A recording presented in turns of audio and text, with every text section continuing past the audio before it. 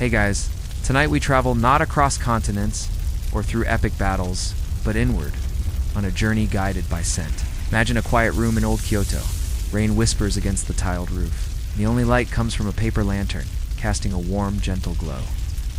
The air is thick with the smell of damp earth, wet wood, and something else. Something complex and ancient. It's a fragrance designed not to be worn on the skin, but to infuse your very dreams. This is the world of Japanese pillow perfume, or makurake, a subtle art form that weaves together rare woods, exotic spices, and closely guarded secrets to create an olfactory lullaby. It's a craft so nuanced and steeped in tradition that, frankly, if you were dropped into a master's workshop in the 16th century, you probably wouldn't survive the first week without causing an international incident by sneezing on a pile of powdered agar wood worth more than your entire village. So, before you get comfortable, take a moment to like the video and subscribe, but only if you genuinely enjoy what I do here. It helps the channel more than you know. Fun. Post your location and what time it is where you are. Birth, wet wood, and something else. Something complex and ancient. It's a fragrance designed not to be worn on the skin, but to infuse your very dreams. This is the world of Japanese pillow perfume, or makurake, a subtle art form that weaves together rare woods, exotic spices, closely guarded secrets to create an olfactory lullaby. It's a craft so nuanced and steeped in tradition that, frankly, if you were dropped into a master's workshop in the 16th century, you probably wouldn't survive the first week without causing an international incident by sneezing on a pile of powdered agar wood worth more than your entire village. So before you get comfortable, take a moment to like the video and subscribe, but only if you genuinely enjoy what I do here. It helps the channel more than you know. And for a bit of fun, post your location and what time it is where you are. I love seeing how far these stories travel. Now, dim the lights. Maybe turn on a fan for that soft background hum. And let's ease into tonight's journey together. You are standing at a threshold. It isn't a grand, imposing gate of a castle, but a simple, almost humble entrance. Sliding. Door a shoji, made of dark, lacquered cedar and translucent washi paper. The paper itself seems to breathe, glowing softly with the light from within. You can't see clearly through it, only fuzzy shapes and the suggestion of warmth. Your hand hesitates just inches from the wooden frame. This isn't just a door. It's a membrane between your world, the loud, chaotic, visually driven world of today, and another, a world where scent is the primary language. To slide it open is to agree to a different set of rules, a slower pace. You take a breath, the cool night air filling your lungs, and push it gently to the side. The door glides with a soft, satisfying whisper, a sound like rustling silk. Air that spills out to greet you is the first true introduction. It's not a blast of perfume like a modern department store. It's a complex, layered tapestry of aromas. There's a foundational note of dry, ancient wood, something profound and calming. Woven through it is a hint of something spicy, a touch of sweetness, and a clean, almost medicinal sharpness that clears your head. You step inside, your stocking feet sinking slightly into the tatami matting that covers the floor. The mat itself has a scented green, grassy smell like a field of hay dried in the summer sun. The door slides shut behind you, and the sounds of the outside world fall away, leaving only the gentle patter of the rain and the soft thrumming in your own ears. The room is sparsely furnished. A low wooden table, a few silk cushions, and in the corner, a collection of chests and ceramic jars of various sizes. This is a space dedicated to a single purpose. An elderly man kneels by the table, his back straight, his movements deliberate. He doesn't seem to have noticed you, his entire focus on the small ceramic bowl in front of him. You're an apprentice, a traveler, a curious soul who has somehow earned passage into this inner sanctum. Your purpose here is not to speak, but to watch, to learn, and most importantly, to smell. One of the interesting things historians still argue about is just how widespread this practice was. Was it solely the domain of the imperial court and high-ranking samurai? Who could afford the incredibly expensive imported ingredients? Or did commoners have their own simpler folk versions using local herbs and woods? The truth is likely somewhere in between, spectrum of aromatic experiences from the empress's chambers to a farmer's simple cottage. You are beckoned forward with a simple gesture. You kneel on a cushion, the silence of the room amplifying every small sound. The master slides a small woven silk bag across the table towards you. It's a noi bukuro, a scent sachet. It's not meant for a drawer of clothes. Its purpose is more intimate. This is the heart of what you've come to learn about. These sachets filled with a precise blend of fragrant materials would be placed inside a pillow. The Japanese pillows of the era were often not the soft, fluffy things we know today. They could be wooden blocks with a small cushion on top, or even ceramic headrests, designed to protect the elaborate hairstyles of the nobility. A quirky tidbit of history is that some geishas reportedly used these hard pillows called takamakura to maintain their complex hairdos for several days at a time. The heat from your head would slowly warm the sachet, releasing the fragrance throughout the night, influencing your mood, and it was believed the very fabric of your dreams. It was a form of passive aromatherapy, a nightly ritual of peace and introspection. You pick up the sachet. It feels delicate, the silk cool against your fingertips.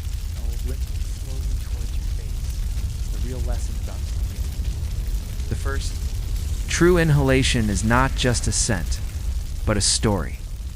Before you can truly understand the ingredients in your hand, you must first understand the philosophy that governs them. The master, seeing you holding the sachet, finally speaks. His voice is low and raspy, like old parchment. He doesn't ask you what you smell. He invites you to listen to the scent.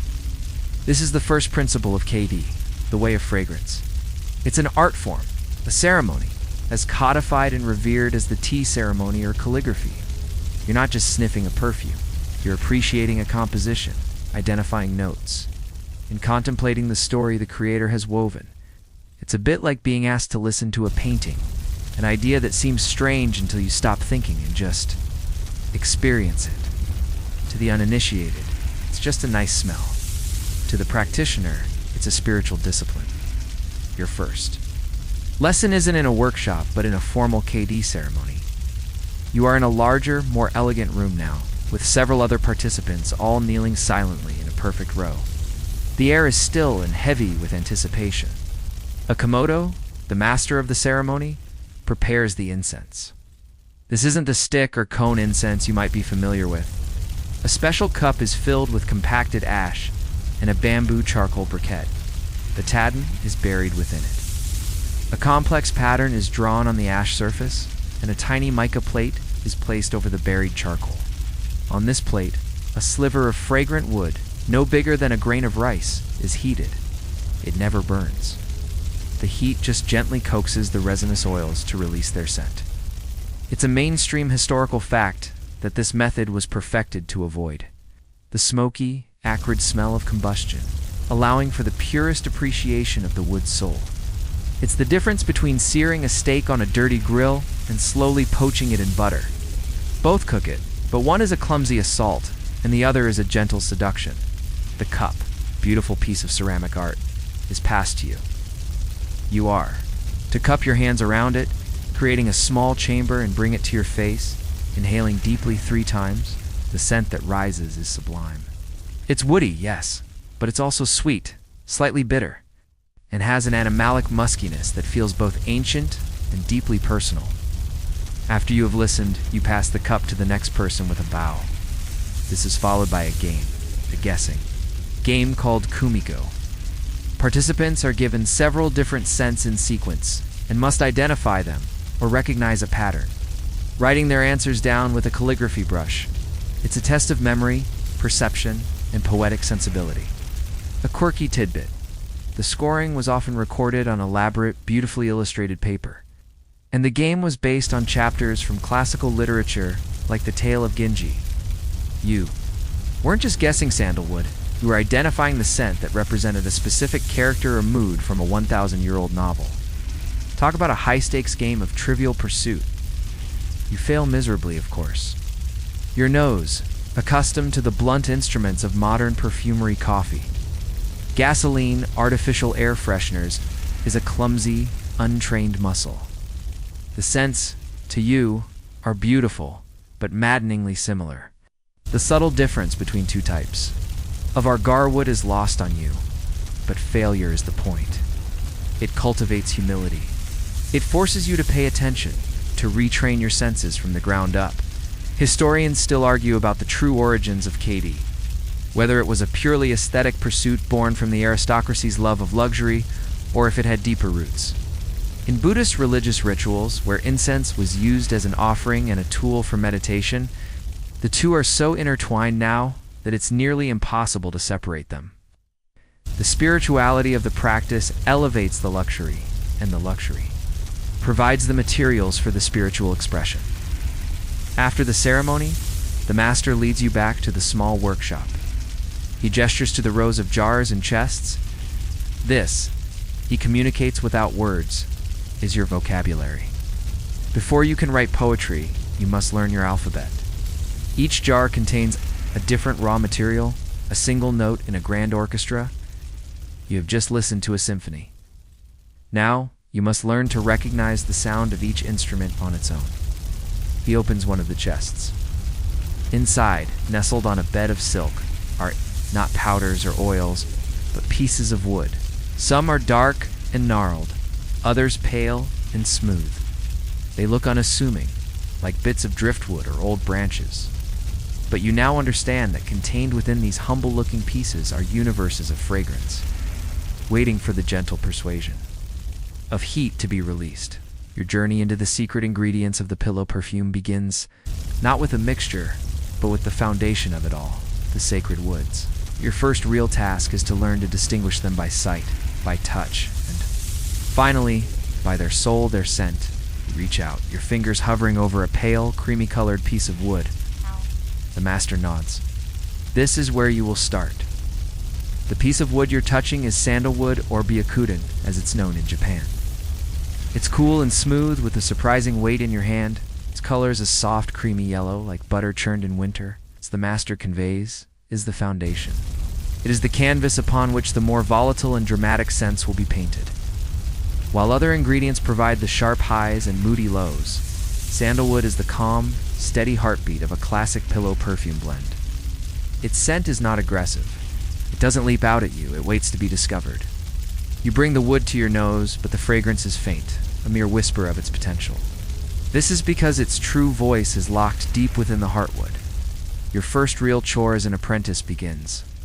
You are not yet trusted with the rare and expensive woods, but with the patient, laborious task of processing the sandalwood, you are given a larger log and a set of specialized tools, saws, chisels, and graters.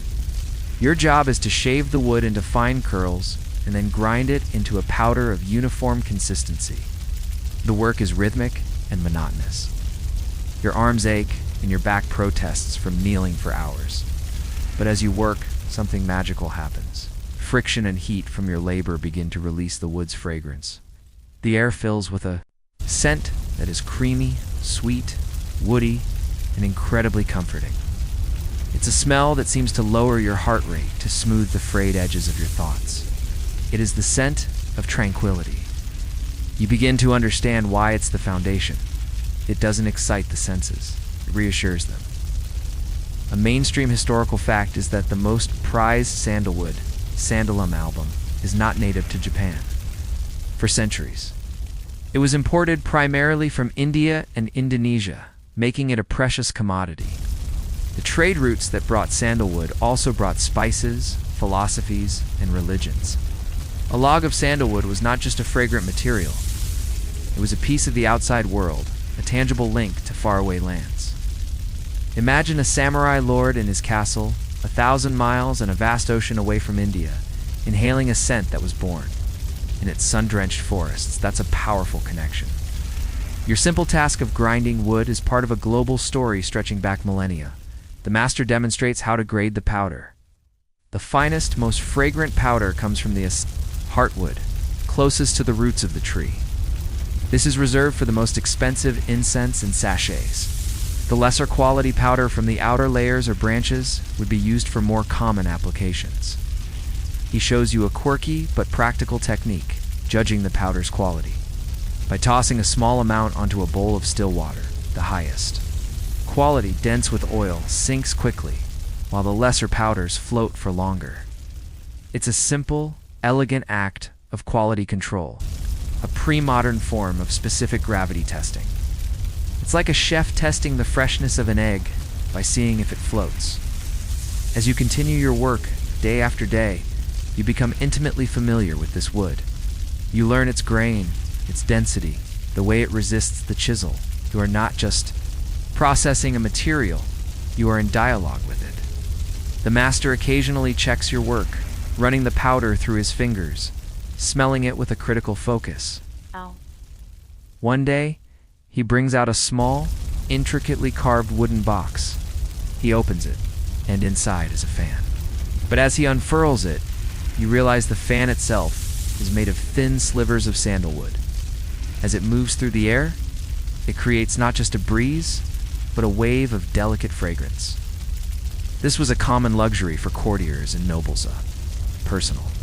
Portable air conditioner and perfume, all in one. Historians, still, argue about the extent of sandalwood's use in construction. While it was far too valuable to be used for beams and pillars in most buildings, there are accounts of it being used for smaller, sacred objects like statues of the Buddha, or for the intricate latticework in the most private rooms of a shogun's residence.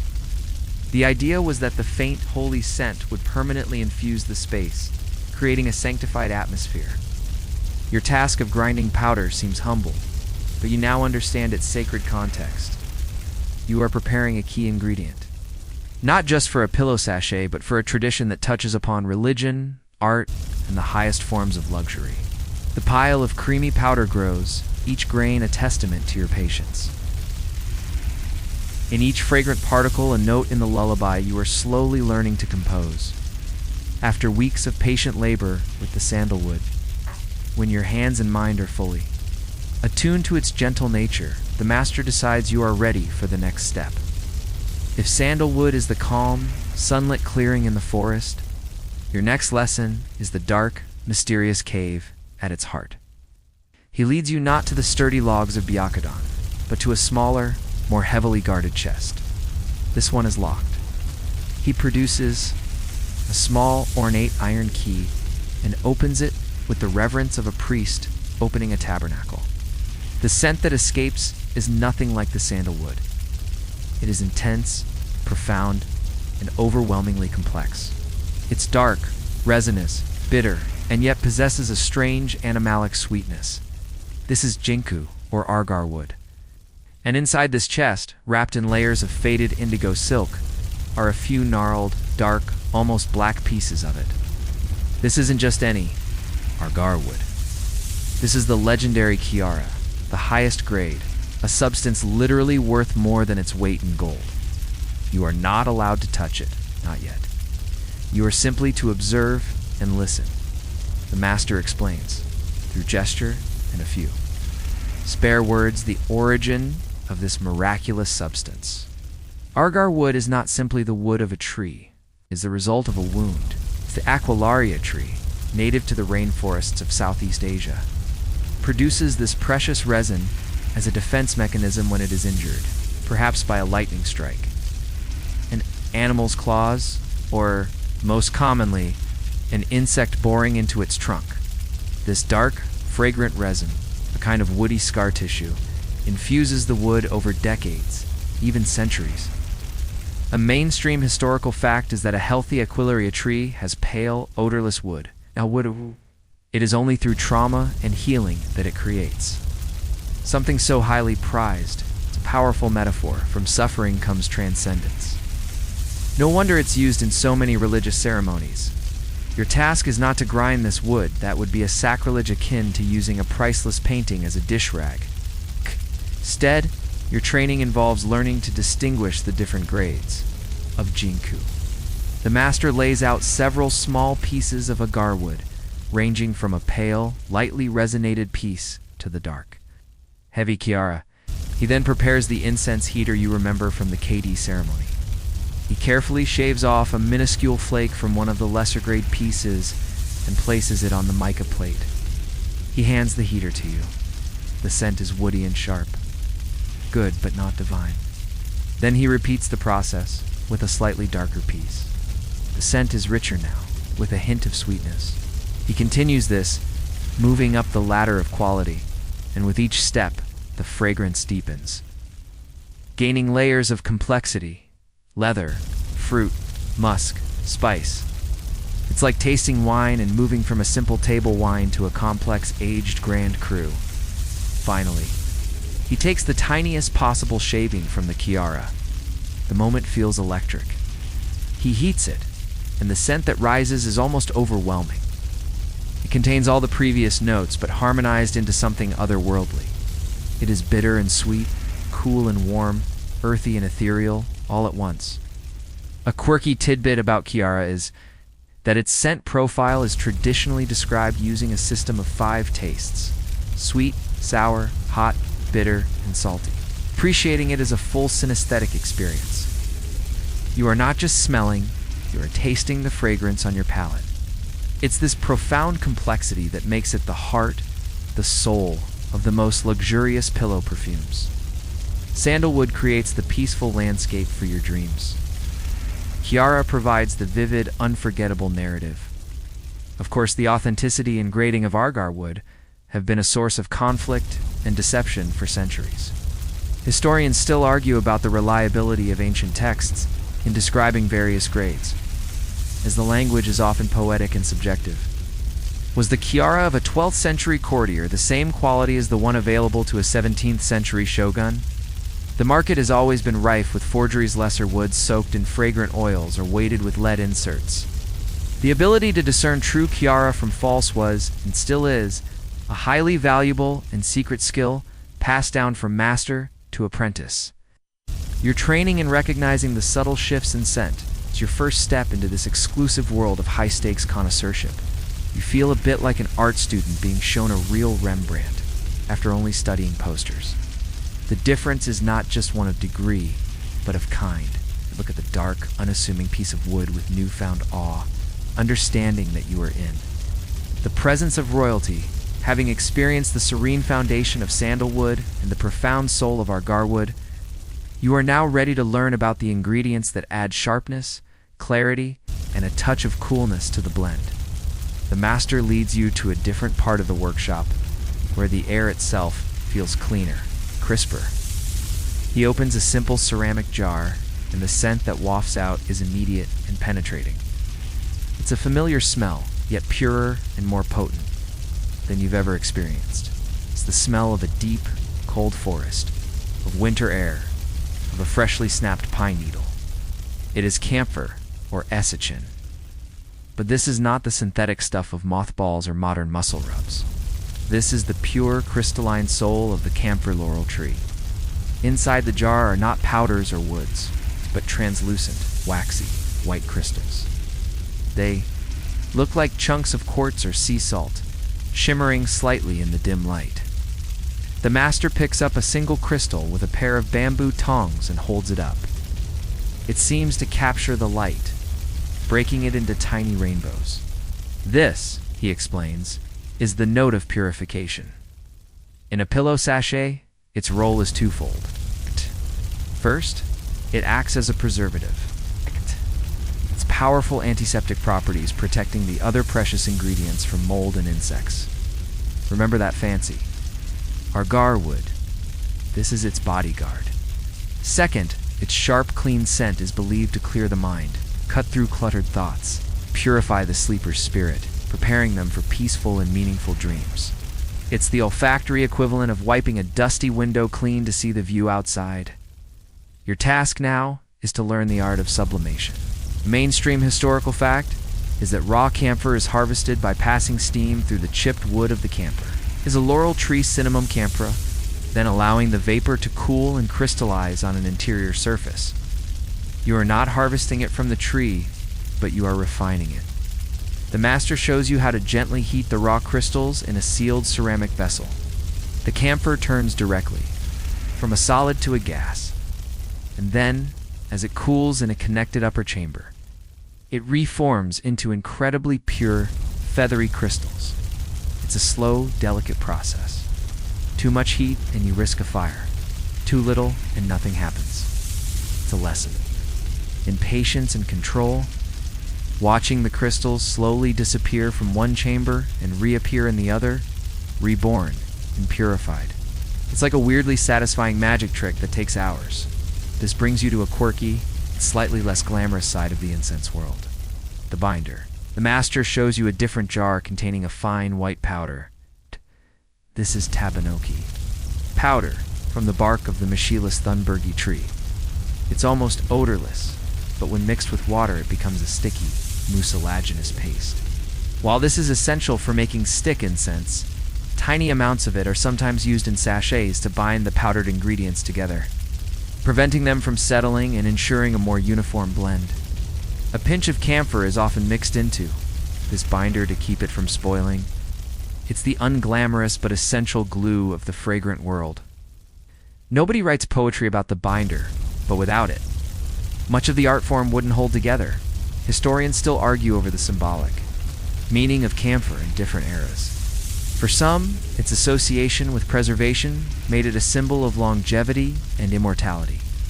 For others, its sharp, awakening scent was seen as a bridge to the spirit world, a tool for shamans and mystics. In Shinto rituals, camphor laurel trees themselves, kusunoki, are often considered sacred, marked with ropes as dwelling places for spirits or kami. Your simple act of purifying these crystals connects you to a deep spiritual ecology where trees have souls, and their essences can cleanse a human heart. It's a far cry from just making the bedroom smell nice. You spend your days carefully tending the sublimation vessel, watching the crystals bloom like frost on a window pane. At the end of the day, you use a feather to gently brush the pure, snow-like camphor into a clean jar. You are then taught to crush it. Unlike the grinding of sandalwood, this requires a different touch. You place the crystals in a mortar, but instead of grinding, you use the pestle to press and break them. They shatter with a satisfying crackle, releasing an intense wave of cool, clean fragrance that makes your eyes water slightly. This sharp, crystalline powder is what will be added to the pillow blend. It's the high, clear note of a silver bell, a counterpoint to the deep, resonant hum of the agarwood and the steady warmth of the sandalwood. You are learning to build chords with scent, and you have just been handed the bright, piercing piccolo.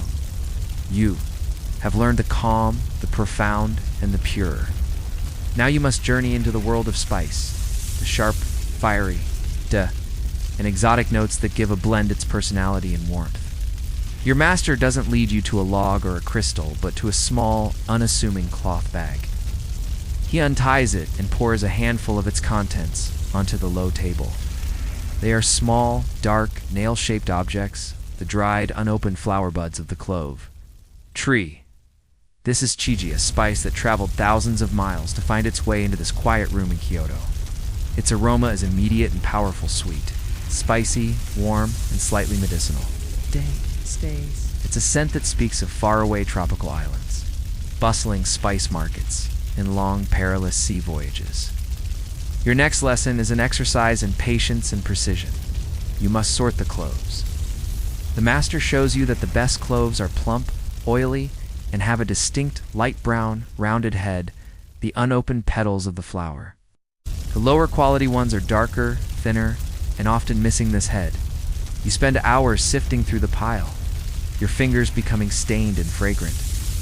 It's tedious work, but it attunes your senses to the subtle differences in quality.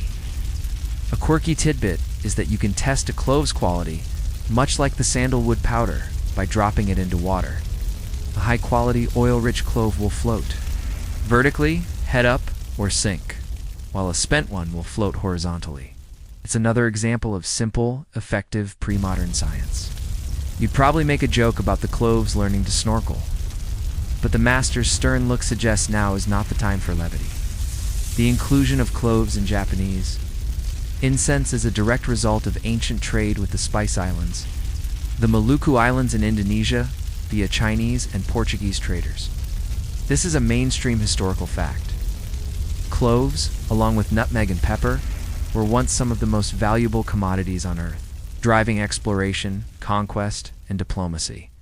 When you hold a single clove, you are holding a piece of global history, a tiny catalyst for the age of exploration. Its presence in a Japanese pillow sachet is a testament to the wealth and cosmopolitan tastes of the patrons who could afford such an exotic import. It was the ultimate status symbol, like having a high-end European sports car parked in your driveway today, except it smelled a lot better and you could put it in your pillow. After sorting, you must grind them. Grinding cloves is different from sandalwood or camphor. They are hard and brittle. Use a heavy iron mortar and pestle, a tool that looks like it belongs more in an apothecary shop than an artist's studio. The work is loud, a sharp clack clack clack that breaks the serene silence of the workshop. With each impact, a fresh wave of spicy, warm fragrance is released. The scent is so potent, it almost makes you sneeze. The master shows you how to grind. To a specific consistency, not too fine, as that would make the scent release too quickly, and not too coarse, as the sharp edges could be unpleasant. It has to be just right. Historians still debate the specific role cloves played in the aromatic palette. Was it purely for its strong, pleasant fragrance? Or were its well-known medicinal properties a factor? Clove oil is a powerful analgesic, famously used for toothaches. Did people believe that inhaling its scent nightly would ward off illness or soothe aches and pains? It's likely a combination of both. In a world without modern medicine, the line between perfume and remedy was blurry. Sachet that smelled divine and might prevent a cold was a win-win. In the blend, the warm, piercing scent of clove cuts through the creamy sweetness of the sandalwood and adds a fiery counterpoint to the cool purity of camphor. It is the ingredient of passion and vitality. If sandalwood is a peaceful meditation, and argarwood a profound dream, clove is the warm blood flowing in your veins, a reminder of the vibrant living world even in the quiet of sleep. You look at the pile of dark, fragrant powder you've created.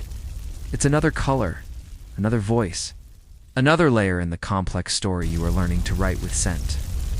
After the sharp, fiery heat of the clove, the master introduces you to a warmth of a different character. It is less a burning ember and more of a gentle, persistent glow. He brings forth not a bag of buds, but several rolled-up scrolls of bark. They are russet brown, curled into tight quills, and feel surprisingly delicate in your hands. This is cinnamon or kehi. As you bring a piece closer, the familiar sweet, woody, and spicy aroma envelops you, but it's softer and more complex than the cinnamon you might know from a kitchen spice rack. This isn't the common cassia often sold as cinnamon. This is true cinnamon from Ceylon or Vietnam, another precious import that traveled the same perilous trade routes as the clove. Its scent is less aggressive, more sophisticated, like the difference between a shout and a persuasive whisper. Your task is to prepare the bark. First, you must unroll the delicate quills. Some of them are brittle and crack, and the master clicks his tongue in disapproval. Quickly learn to handle them with the utmost care, gently coaxing the layers apart. This is a lesson in itself, a reminder that not all ingredients respond to brute force. Sandalwood required strength. Cinnamon requires finesse. Once unrolled, you use a small, incredibly sharp blade to scrape the soft inner layer of the bark, away from the tougher, less fragrant outer layer. This inner bark is where the highest concentration of essential oil resides. It's a painstaking process, scraping away millimeter by millimeter, wasting as little as possible of the precious material. The pile of soft, light brown scrapings grows slowly, and the air becomes thick with its comforting, sweet, spicy fragrance. A mainstream historical fact is that cinnamon has been one of the most sought-after spices for thousands of years. In ancient Egyptian texts in the Old Testament, its value was once so high that wars were fought over the territories where it grew. The Dutch, in particular, brutally monopolized the cinnamon trade in Ceylon, modern-day Sri Lanka, in the 17th century. The gentle, warming spice in your hand has a surprisingly bloody history.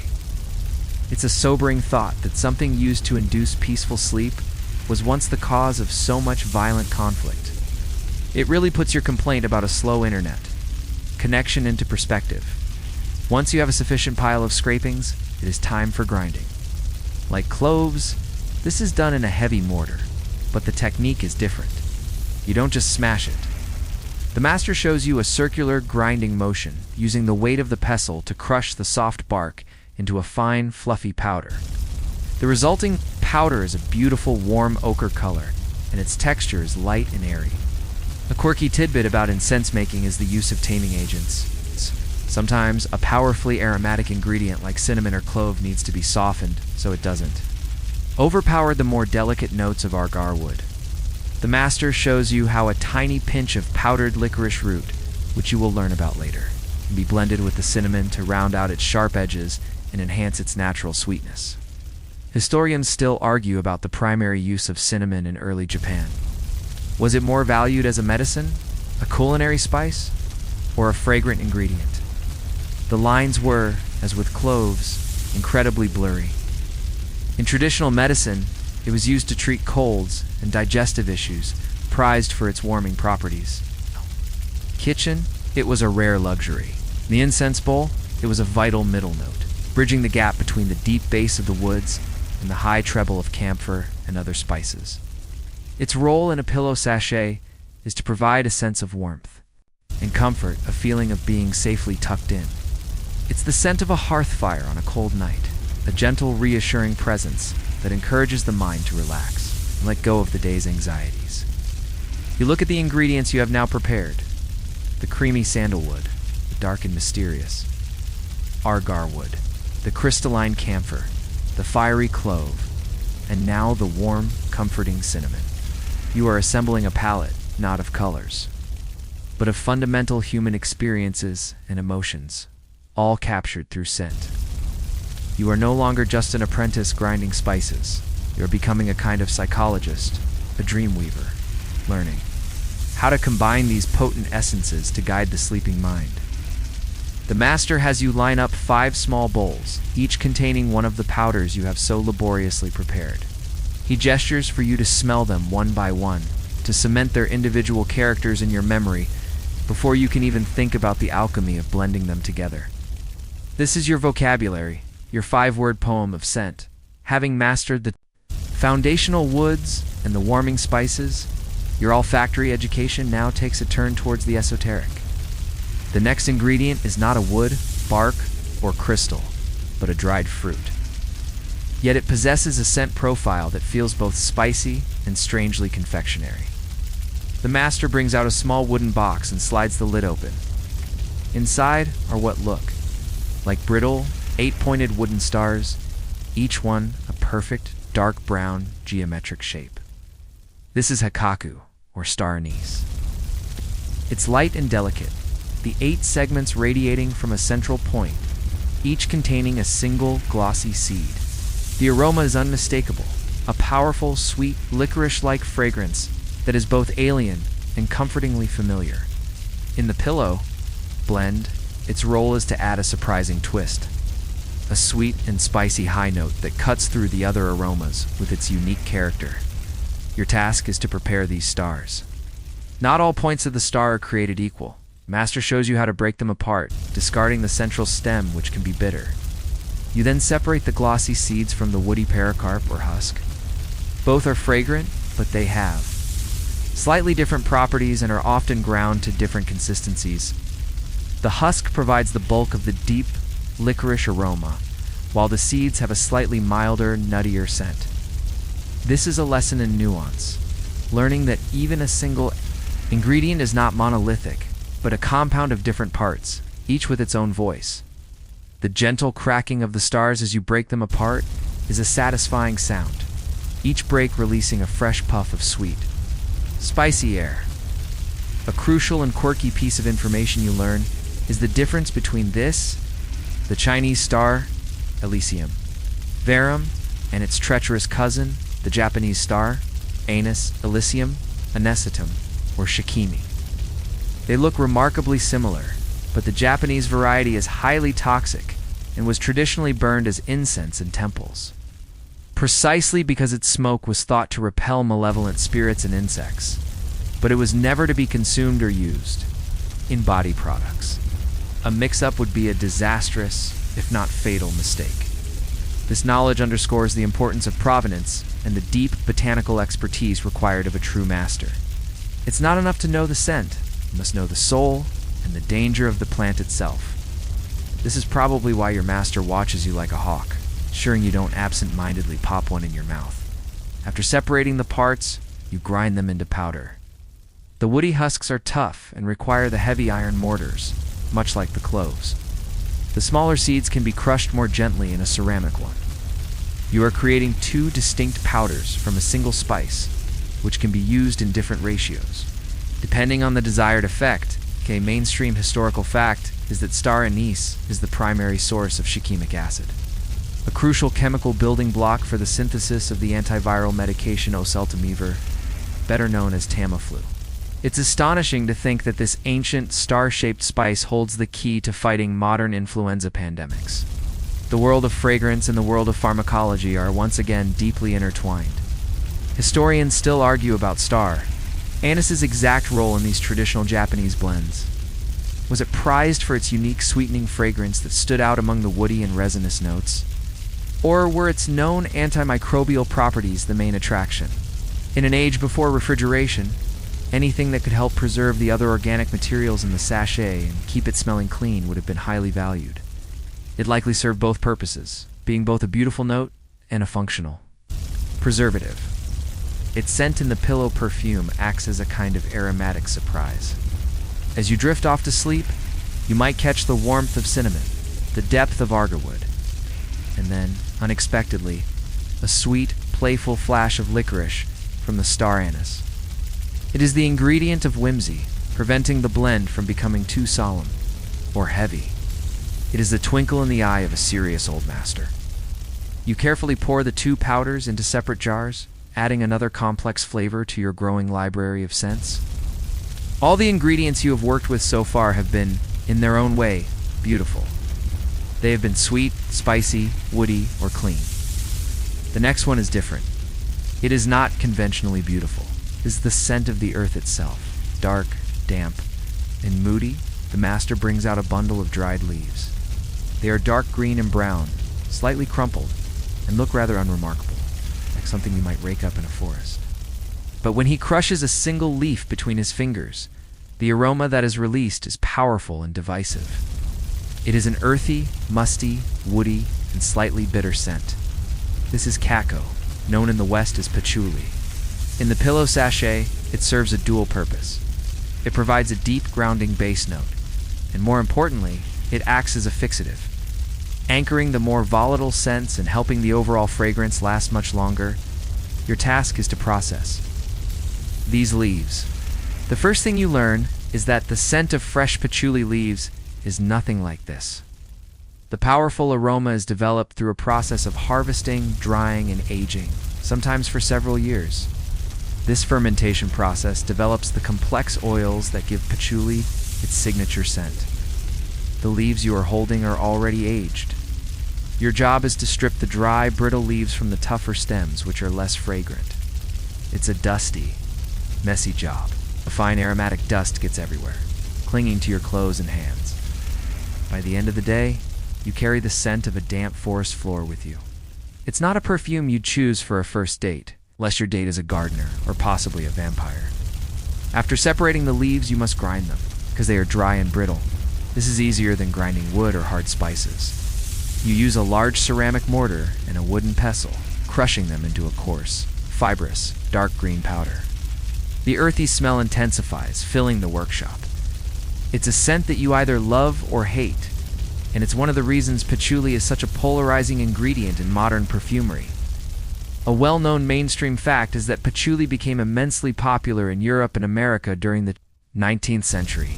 Exquisitely patterned shawls from cashmere were exported, packed with dried patchouli leaves to repel moths during the long sea voyage. The wealthy women who bought these shawls came to associate the exotic, earthy scent with high fashion and bohemian luxury. This association was later reborn, of course. During the hippie movement of the 1960s, a quirky tidbit is that in the world of high-end perfumery, there's a constant search for clean patchouli, where the raw material is processed using modern techniques like fractional distillation to remove the heavier, mustier notes, leaving a cleaner, more woody scent. Your master would scoff at this. For him, the deep, earthy, slightly dirty aspect of the scent is precisely the point. It is the smell of reality, of the soil, of the cycle of growth and decay. It keeps the fragrance blend grounded, preventing it from becoming too ethereal or cloyingly sweet. It is the anchor that holds the beautiful scented kite to the earth. Historians still debate the primary reason for patchouli's inclusion in these ancient blends. Was its distinct, powerful aroma truly desired? Or was its exceptional ability as a fixative the main prize? As a fixative, patchouli oil has a very low rate of evaporation, and when blended with other oils, it helps to equalize their evaporation, rates making the entire composition last significantly longer. In a pillow sachet meant to release its scent slowly over weeks or even months, this property would be invaluable. It is likely that both aspects were appreciated. Its earthy note provided a necessary dark contrast to the brighter ingredients, and its fixative quality was a huge practical bonus. You look at the dark, fibrous powder you have created. It lacks the immediate appeal of cinnamon or sandalwood, but you are beginning to understand its vital, unseen role. It is the silent partner, the stagehand dressed in black, who makes sure the stars on stage can shine their brightest for the longest time. Your education in the world of scent, so far focused on woods, spices, leaves, and fruits. Now you must go underground. The next ingredient is not harvested from a branch or a flower, but is pulled from the earth itself. The master presents you with a gnarled, fibrous, yellow-brown root that looks like a thin, woody ginger. This is kanzo, or licorice root.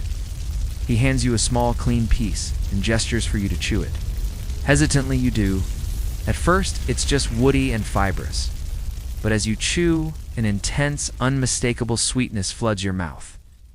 It's a sweetness that is clean, long-lasting, and far more potent than sugar. This is the defining characteristic of licorice root, and it is the reason for its inclusion in the pillow blend. Your task is to prepare these roots. They are tough and have been dried to a rock-like hardness. First, you must clean them, using a stiff brush to scrub away every last bit of soil. Then comes the hard part. You must break the long roots into smaller, manageable pieces. You try a knife, but it barely scratches the surface. The master hands you a small hammer. You spend the better part of the afternoon carefully cracking the roots into inch-long segments, a process that requires more force than you'd expect. It feels more like breaking rocks than preparing a fragrant ingredient. It's a good way to work out any frustration, though. Missed that promotion? Your cat ignored you all day? Hammer some licorice root. You'll feel better. Once the roots are in pieces, you must grind them. This is the most difficult grinding task yet. You use the heaviest iron mortar and pestle, and it takes all your strength to crush the fibrous, woody pieces into a fine, pale yellow powder. The work is slow and exhausting. But as you grind, a faint, sweet, slightly earthy aroma begins to rise, very different from the bold scent of star anise, but clearly related. The mainstream historical fact about licorice root is that its incredible sweetness comes from a compound called glycyrrhizin, which can be up to 50 times sweeter than sucrose table sugar, and this is why a tiny amount can have such a profound impact, not only on taste but on a fragrance blend. This sweetness is the key to its function. You recall the quirky tidbit from your lesson on cinnamon, the use of a taming agent. The master now explains this concept fully. Licorice root, he shows you, is the great harmonizer. Its intense sweetness doesn't just add another layer of scent. It softens the harsh edges of other ingredients. It can take the fiery bite of clove and make it gentler, smooth out the medicinal sharpness of camphor, and round out the bitterness of certain woods. It is the diplomat in a room full of strong personalities, persuading everyone to get along and work together. A pinch of this yellow powder can fundamentally alter the character of a blend, transforming it from a collection of competing scents into a single, harmonious chorus. Historians still argue about the primary motivation for including licorice root in so many traditional formulas, both fragrant and medicinal. Its use as a potent anti-inflammatory and soothing agent for coughs and stomach ailments is documented for millennia across cultures. Its role in incense and sachets primarily medicinal, a way to deliver its healing properties through inhalation. Or was its ability to sweeten and harmonize the blend the main objective? As with so many of these ingredients, the answer is almost certainly both. It's an ingredient that could make a blend smell better, last longer, and potentially soothe your throat as you slept was a miracle of efficiency. After hours of labor, you have a small mound of fine, pale yellow, sweetly fragrant powder. You have tamed the tough, fibrous root and unlocked its potent sweetness. You look at your growing collection of bowls. You have the woods for the foundation, the spices for warmth and character, the camphor for clarity, the patchouli for grounding, and now, the licorice root for harmony. You are beginning to see how a blend is constructed not just by adding scents together, but by understanding how they interact, how they can balance and enhance one another. Your role is not just to be a craftsman, but a conductor, and you have just been given the baton that can bring the entire orchestra into tune. You have now worked with ingredients from all corners of the botanical world: woods, fruits, leaves, roots, and bark. You feel you have a grasp of the fragrant universe. The master, sensing your confidence, decides it's time to introduce an element so strange, so counterintuitive, that it throws all your assumptions out the window. He leads you to a large wooden bucket near the door. It is filled with old, weathered seashells, oyster shells, clam shells, and scallop shells, gray and white and worn smooth by the sea. They smell of salt and the ocean, but of nothing else. This, he communicates, is kaigara, and it is a crucial ingredient. You are, to put it mildly, confused. How can something with no fragrance be an ingredient in a perfume? The purpose of the seashell, the master explains, is purely functional, yet profoundly important. When ground into an incredibly fine powder, the calcium carbonate of the shell becomes a perfect base and stabilizer, an incense that is burned. It controls the temperature and rate of combustion, ensuring a slow, steady release of smoke. In a pillow sachet, it serves a similar role as a spacer or extender. It separates the molecules of the fragrant ingredients, preventing them from clumping together and allowing air to circulate more freely, which results in a more gradual and consistent release of the scent over a long period. It is the silent moderator of the aromatic conversation. It doesn't speak, but it ensures everyone else gets a chance too. Your task is to turn these rough shells into a powder finer than flour. First, you must wash them repeatedly, scrubbing them until every trace of salt and sea life is gone. Then, you bake them in a hot clay oven. This process makes them brittle and easier to crush. The heat transforms them, driving out any remaining organic matter and leaving them sterile and chalky. When you remove them from the oven, they are ghostly white. They no longer seem like something from the ocean, but something mineral and elemental. Then comes the crushing. This is by far the most physically demanding task you have faced. You start with a heavy hammer, breaking the large brittle shells into small fragments inside a thick canvas bag to prevent shards from flying everywhere. It's loud, messy work. After that, you take the small fragments and put them into the iron mortar. Grind and grind and grind. The work is endless. The seashell powder is abrasive, and it feels like you are grinding stone against stone. Hours pass. Your shoulders ache. Your hands are raw. You are creating clouds of fine white dust that settle on everything. A mainstream historical fact is that the use of calcium carbonate as a neutral, inert base is a common practice in many traditional arts and industries. From making paints like gesso for manuscript illumination, to crafting ceramics, and even as a dietary supplement, its properties are universal. The master then introduces a quirky and luxurious variation. He shows you a small, silk-lined box. Inside are a few irregular, lumpy pearls. For the most opulent blends, destined for an emperor, Or a shogun finely crushed pearl powder would be used instead of, or in addition to, the seashell powder. Did it change the scent? No. Did it make the blend work better? Marginally, perhaps as pearl nacre is incredibly fine. But its true purpose was pure, unadulterated luxury. It was the ultimate flex, a way of saying that your very dreams were cushioned by jewels. It's the 16th century equivalent of printing your grocery list on solid gold foil. Historians still argue about the potential symbolic meaning of using seashells, purely a practical choice based on the chemical properties of calcium carbonate, a material readily available to an island nation like Japan, or did it carry a deeper poetic significance? Did it represent the element of water or the sea, bringing the essence of the shore into a blend dominated by things from the forest and the earth? Was it meant to evoke the whisper of the waves in a sleeper's ear? Perhaps the beauty of the tradition lies in this ambiguity, where the intensely practical and the subtly poetic become one and the same. Finally, after what feels like an eternity of grinding, you have produced a bowl of impalpably fine snow white powder.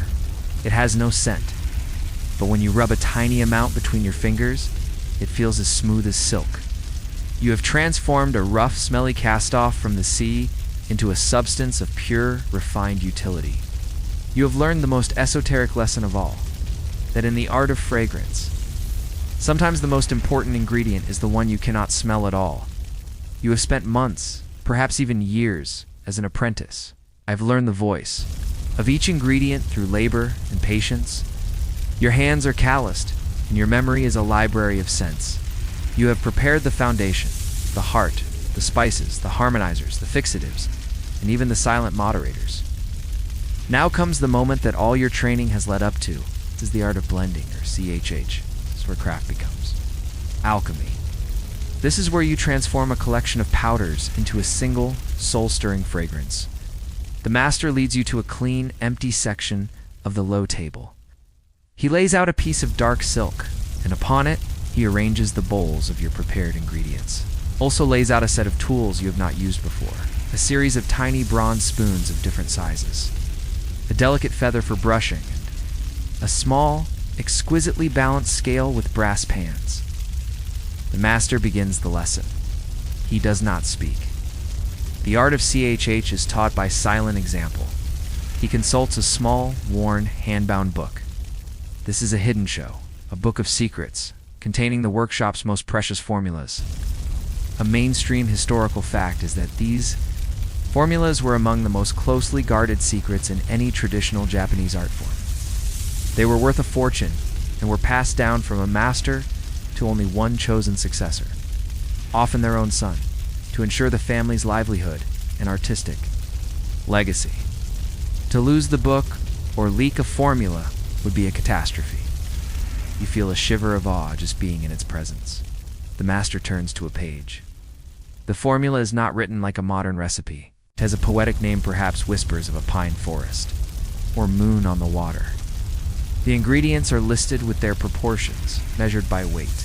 Places a small weight on one side of the scale. Then, using one of the tiny spoons, he begins to add sandalwood powder to the other pan. His movements are incredibly precise. He adds a little, taps the scale, adds a few more grains, taps again, until the pans hang in perfect, exquisite balance. He then sweeps the powder into a larger ceramic mixing bowl.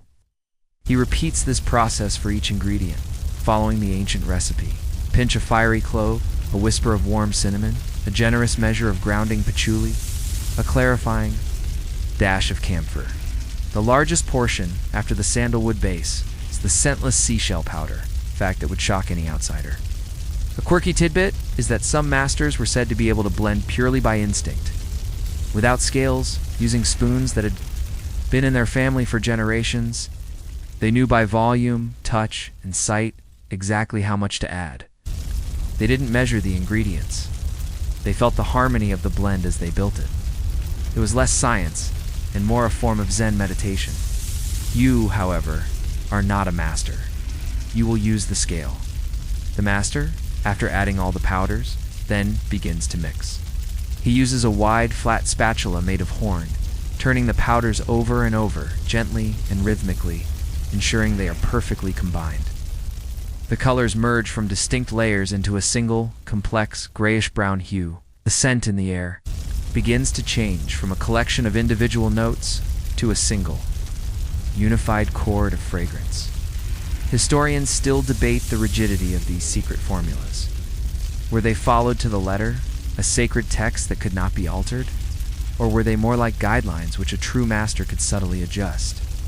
For example, if a batch of sandalwood was slightly less fragrant than the previous years, would the master add a little more to compensate? Or if a new spice became available through trade, would he dare to experiment to create a new formula? The answer is likely that only a true master, after decades of experience, would earn the right to improvise. For an apprentice like you, the formula is law. Finally, the master steps back and gestures to the bowl. It is your turn. He points to a different recipe in the book, one simpler for beginners. Your heart pounds, your hands, which have been steady, while crushing rocks and grinding wood, now tremble slightly. You take the tiny spoon, you place the weight on the scale. You begin to measure out the first ingredient, your entire being focused on the task, on achieving that perfect, delicate balance. The months of labor, the aching muscles, the patient learning, it all comes down to this moment, to the careful dance of spoon and scale. You are no longer just processing materials. You are creating a specific dream, a measured whisper. It's an ancient, secret given form, with trembling hands and immense concentration. You have successfully blended your first batch of incense powder. According to the ancient formula, you have created the soul. Now you must create the body. The fragrant powder cannot simply be stuffed into a pillow, must be contained in a vessel worthy of its precious contents.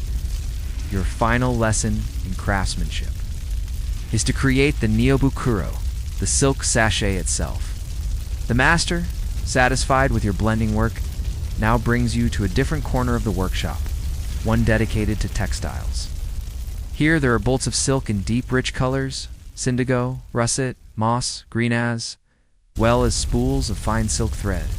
In sharp needles, your task is to sew a small bag, about the size of your palm. The master provides you with a square of deep indigo silk, woven with a subtle pattern of chrysanthemums, the symbol of the emperor and of nobility.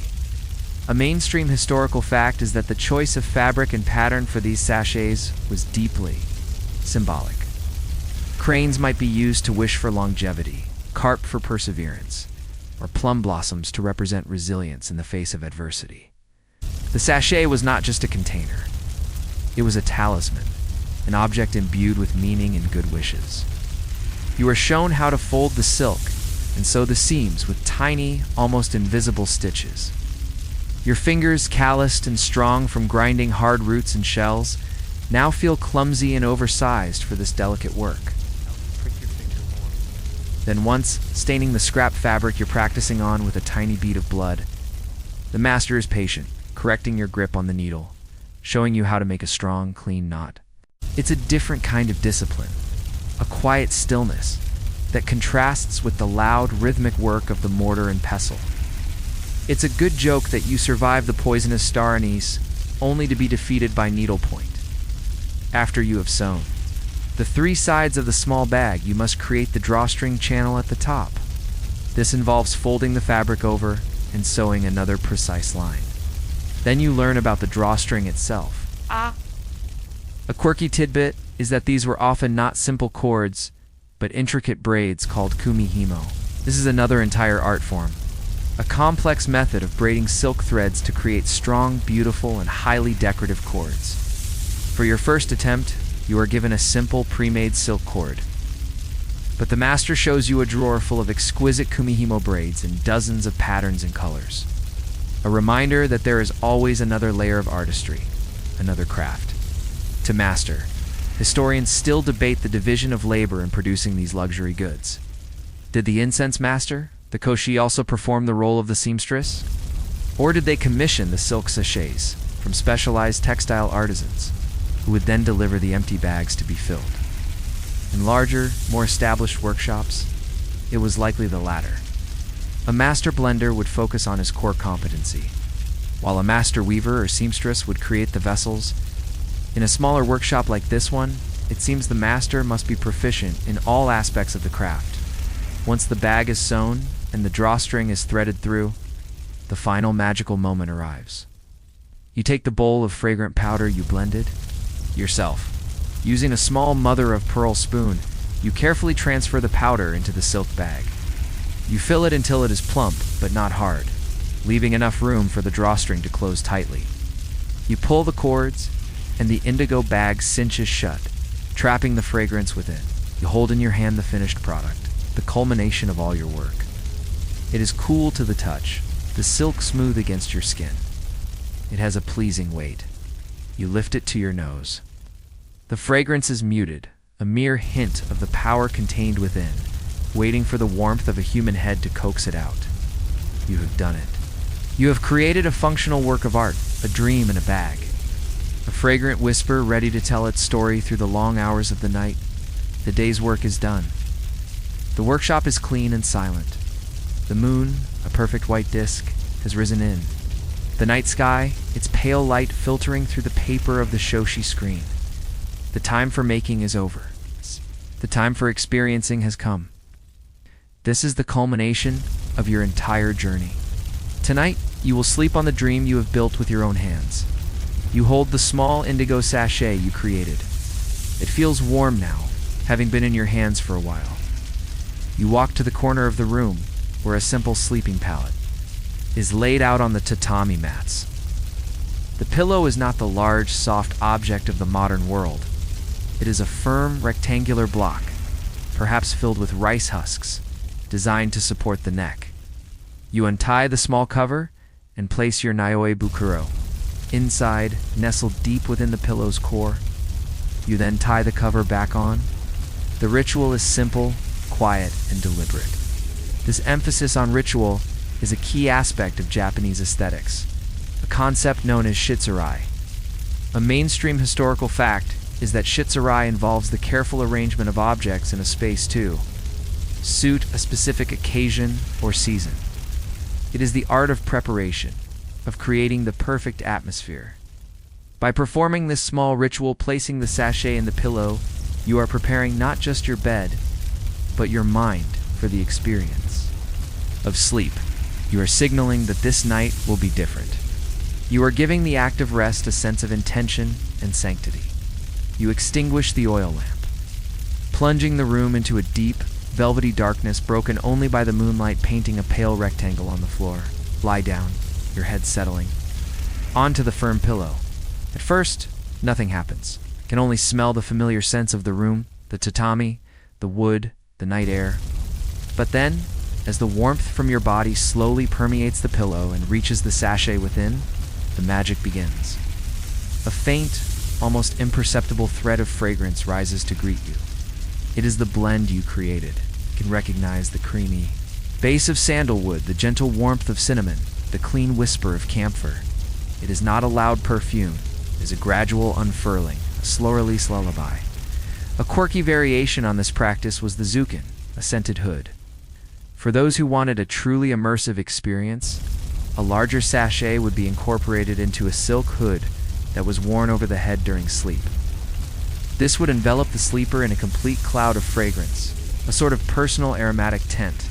It seems a bit claustrophobic, frankly, like a spa treatment that's gotten a little too committed. You're content with the subtler pillow method?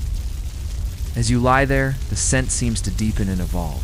A fiery note of clove makes a brief appearance, followed by the profound resinous soul of the argar wood. Then, a playful hint of star anise. The scents don't muddle together. They seem to rise and fall in gentle waves. A complex chorus singing you to sleep. Historians and scientists still argue about the true mechanism behind this fragrant magic. How much of the belief that these sachets could shape your dreams was a genuine pharmacological effect from inhaling the volatile oils of these potent plants for hours on end? And how much was psychosomatic, the powerful effect of ritual, belief, and the simple, soothing comfort of a beautiful scent? Does it matter? The experience is real? As you drift on the edge of consciousness, the boundary between waking and sleeping begins to blur. The fragrance is no longer just something you are. Smelling It has become the very atmosphere of your thoughts. The earthy patchouli grounds you, keeping you from floating away entirely, while the other scents paint colors and emotions behind your closed eyelids. You are not just falling asleep. You are embarking on a journey, guided by a map of scent. You drew yourself, your breathing deepens, your mind quiets, and you surrender to the night, wrapped in a blanket of ancient, fragrant whispers. The moon continues its silent journey across the sky. The first light of dawn begins to creep into the room, painting the shoshi screen in soft shades of gray and rose. You awaken slowly, not with a jolt, but as if surfacing from a deep, calm sea. The air is still faintly scented, but the fragrance is softer now, a gentle memory of the night's journey. The pillow sachet has done its work. You feel rested, clear-headed, and peaceful. This is the final lesson, the beauty of subtlety and impermanence. Unlike a loud, modern perfume that shouts its presence, the Makurake whispers, and eventually, its whispers fade. Over the coming weeks, the scent of your sachet will gradually diminish until it is only a ghost of its former self. A faint hint of sandalwood and spice clinging to the silk, this fading is not seen as a failure, but as a natural and beautiful part of the process, embodiment of the Japanese concept of mono no aware, gentle sadness or pathos for the transience of all things. The sachet is not meant to last forever, just as a perfect cherry blossom season is all the more beautiful because it is brief. Its fading presence becomes a new kind of comfort, a holder of memories. When you smell the faint residual scent weeks from now, you will not just smell the ingredients. You will remember the long hours of grinding, the concentration of blending, the prick of the needle, and the deep peace of the first night's sleep. The object becomes a diary written in a language of fading scent. You have learned that the purpose of the craft is not just to create a product, but to create an experience. A memory that will long outlast the fragrance itself. Your journey as an apprentice is over. You've learned the secrets. The tools feel familiar in your hands now. The scents are old friends. The master looks at you, and in his eyes, you see not a teacher looking at a student, but a link in a chain looking at the next.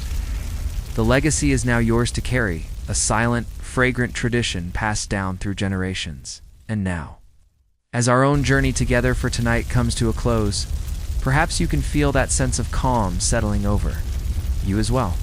The story is told, the work is done, and all that is left is the quiet space that follows. Allow your own thoughts to soften, to release their grip on the day's worries and plans. Let your breathing be slow and deep, a gentle tide pulling you away from the shore of wakefulness. There is nothing left for you to do, nothing to figure out.